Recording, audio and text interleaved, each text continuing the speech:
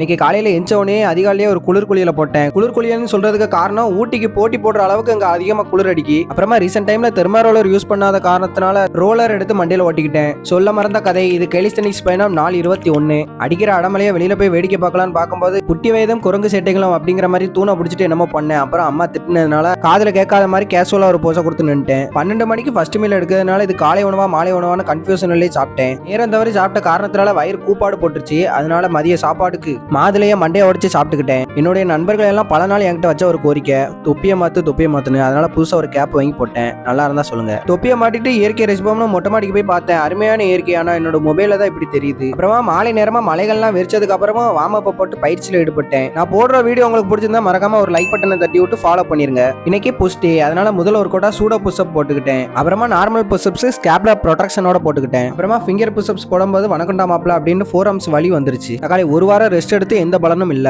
அப்புறமா அந்த சோகத்திலே scapula push-up போட்டுக்கிட்டேன். அப்புறமா பைக் புஷ்அப்ஸ்ல நீங்க பொசிஷன் வந்து ஃபார்வர்டா லீன் பண்ணி புஷ்அப்ஸ் எடுங்க, எஃபெக்டிவா இருக்கும். அப்புறமா எனக்கு ரொம்பவே பிடிச்ச ஒரு புஷ்அப்ஸ், மறக்காம வீடியோ பார்க்குறவங்க எல்லாருமே இதை ட்ரை பண்ணி பாருங்க. இதை 360லயும் பண்ணுவாங்க, 180லயும் பண்ணுவாங்க. நீங்க 180 டிகிரில ஸ்டார்ட் பண்ணிட்டு அதே இடத்துல வந்து ஃபினிஷ் பண்ணுங்க. இதை ட்ரை பண்ணி பார்த்துட்டு கமெண்ட்ல வந்து சொல்லுங்க நண்பர்களே. அப்புறமா ஒர்க் அவுட்லாம் முடிச்சுட்டு இயற்கை ரசிச்சபடியே பார்த்துட்டு மாலை வேலையா ஒரு குளியல போட்டு நம்மளோட பட்டர்ஃபிளை தெரியுதான் செக் பண்ணி பார்த்தேன். இன்னும் பட்டர்ஃபிளை வளரணும் போல. அப்புறமா இரவு சாப்பாடுக்கு 6 பரோட்டாவை எடுத்து அமைதியா வாயில போட்டு இன்னைக்கான நாளை முடிச்சுக்கிட்டேன். தொடர்பிலே இருங்க நண்பர்களே.